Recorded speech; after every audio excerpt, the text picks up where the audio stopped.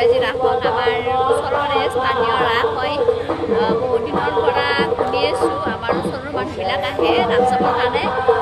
মই কিন্তু আহি পোৱা নাই, কাৰণ আমাৰ ঘৰৰ পৰা অলপ দূৰত হয়। সেই কামৰূপৰ যি মটক কামদেৱ দেৱালয় তাৰ ওচৰতে হয়, কিন্তু ৰাতি অলপ অসুবিধা হয়, সেইকাৰণে আমি অহা নাছিলোঁ। কিন্তু তাইও লগ কৰিলে, আহিলোঁ, সেইকাৰণে আৰু দেখা আপোনালোকক। বেয়া লগা নাই বাৰু, আমি আহিছোঁ মানে সোনকালে আহিছোঁ। ৰাতি হ'লে মানুহ হ'ব, এইবিলাক অলপ পাতল পাতল দোকান, সেইকাৰণে ভাল লাগিছে আহি।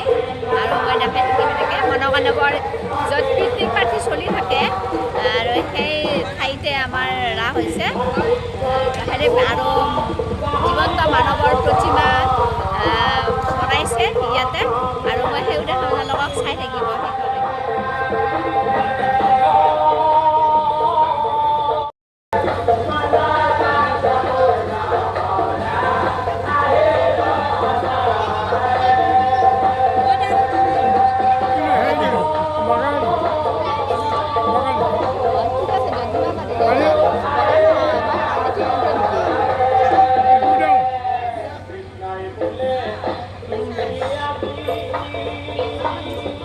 দোকান দিছে ইয়াতে, কিন্তু খুব পাতল পাতল। সচৰাচৰ ৰাসত যিমান ভিৰ হয়, যিমান দোকান থাকিব লাগে সিমান নাই, অলপ হৈছে, কিন্তু হ'ব দেৰিলৈকে।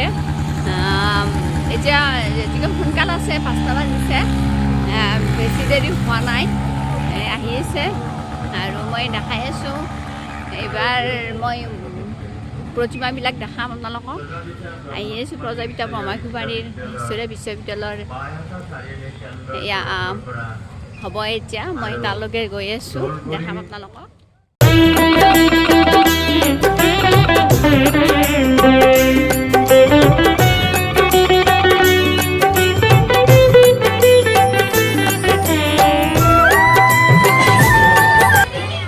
শৰীৰটো আমাৰ 5 তত্ত্ব, বায়ু, পানী, আকাশ, পৃথিৱীৰ দ্বাৰা আমাৰ এই শৰীৰটো গঠন হৈছে, আৰু আত্মাটো আছে। 5 তত্ত্বৰ শৰীৰটো গঠন হৈছে, কিন্তু আমাৰ আত্মাটো কোনে দিছে?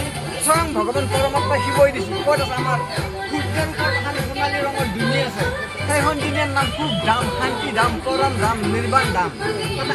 এইটো নদী বৈ গৈছে, এই নদীটোত আমি পিকনিকৰ সময়ত ইয়াতে সকলোৱে পাৰ্টি কৰে, খানা খায়। আৰু এয়া বৃন্দাবন বনাইছে ইয়াতে, চিম্পুল।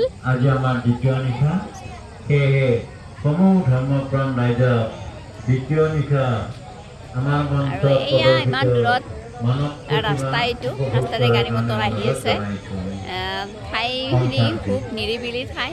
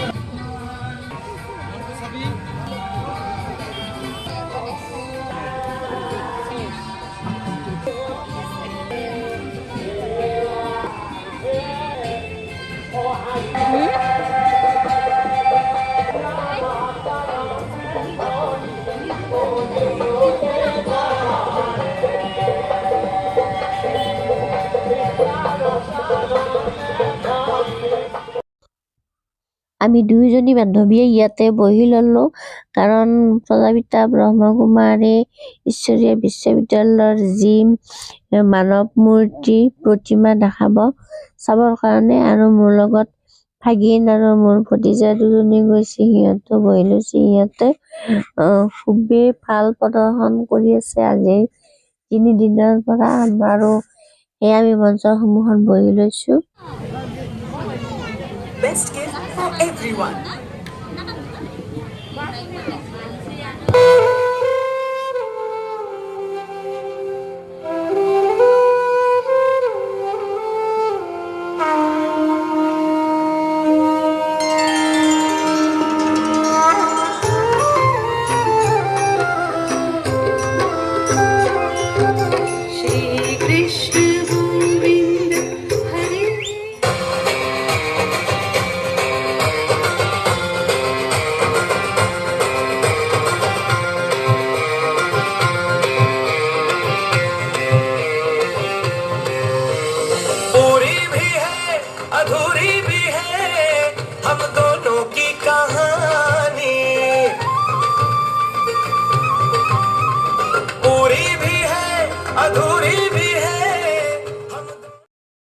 এয়া আমি অলপ চাই আটাইকেইজনীয়ে ওলাই আহিছোঁ কাৰণ যিহেতুকে ৰাতি হ'ব আৰু আমাৰ ঘৰৰ পৰা অলপ যাব লাগে আৰু ওচৰতে আৰু এখন ৰাস আছে তাত যাব লাগিব যিহেতুকে বেছি সময় নকৰিলোঁ আৰু ওচৰতে এখন ফুচকা দোকান আছিলে আমি তাত সোমালোঁ আটাইকেইজনীয়ে ফুচকা খালোঁ আৰু ফুচকা খাই আমি লাহে লাহে আকৌ সেইখন ৰাসলৈ গ'লোঁ গোটেইকেইজনীয়ে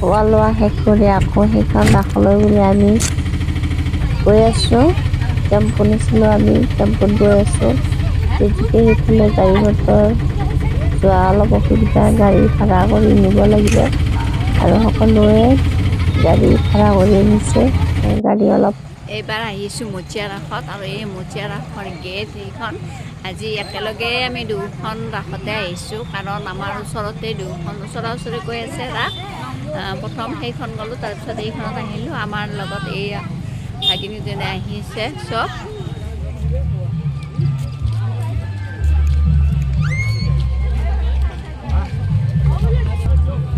এয়া মতিয়া ৰসৰ গোসাঁই চব একে গোসাঁই কি হ'ব আৰু বেলেগ বেলেগ একে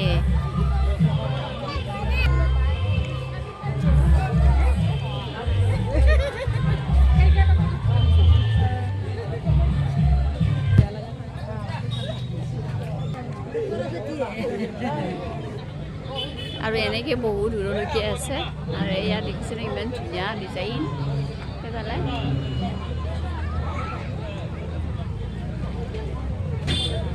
আৰু ইয়াতো মানুহ কম আছে ফাংচন হ'ব অলপ দেৰিকৈ মানুহ হ'ব আমি তালৈকে যাই আছোঁ য'ত ফাংচন হয় তাত অলপ মানুহৰ সমাগম হৈছে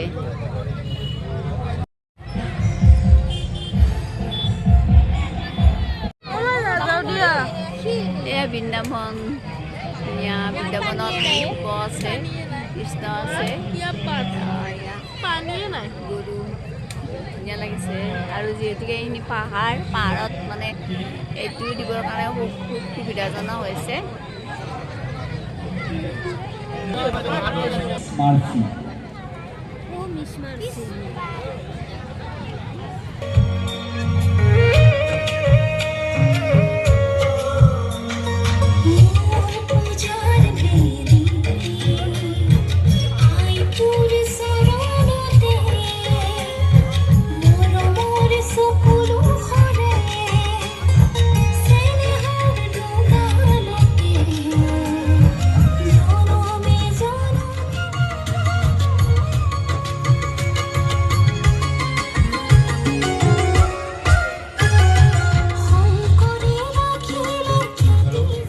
এই বিশেষ ঘোষণা আমাৰ বিচাৰকৰ